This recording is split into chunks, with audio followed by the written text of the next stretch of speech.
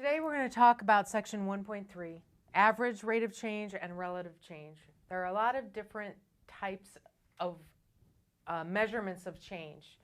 Later on we'll talk about something called instantaneous rate of change. But today we're going to talk about average rate of change and later on relative change. So average rate of change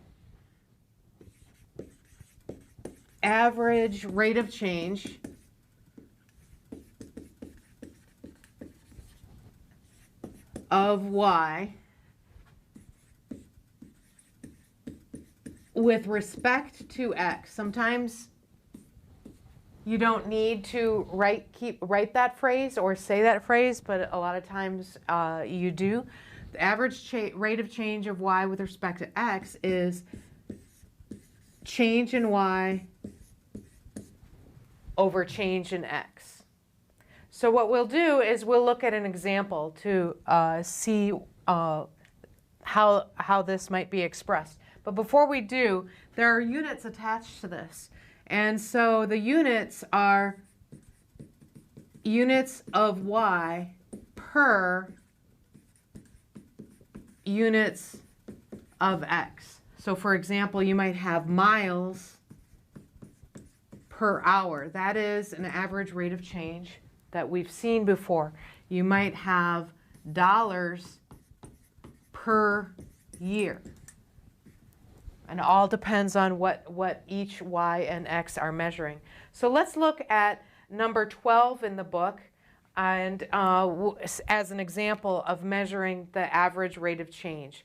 There's a table in the text that has cited data that is cited in the book about world bicycle production from 1950 to 2000. And so what we're looking at is for number 12, we want the rate of change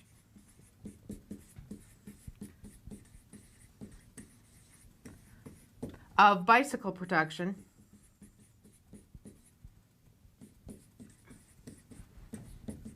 from 1950 to 2000. And from the table, we see that in the year 1950, we have 11, but the units to that are millions of bicycles.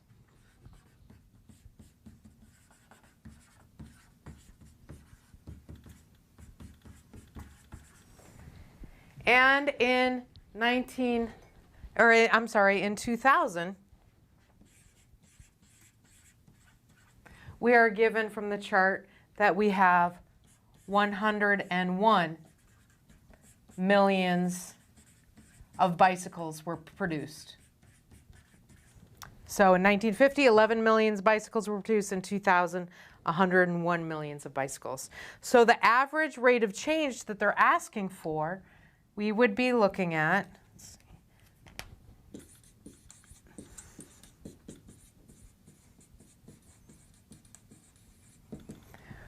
the change in y,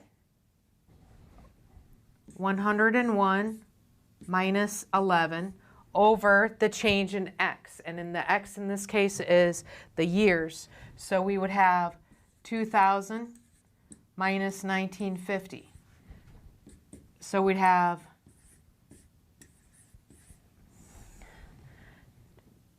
90 over 50, otherwise known as 9/5, or 1.8. So the average rate of change was 1.8 millions of bicycles per year.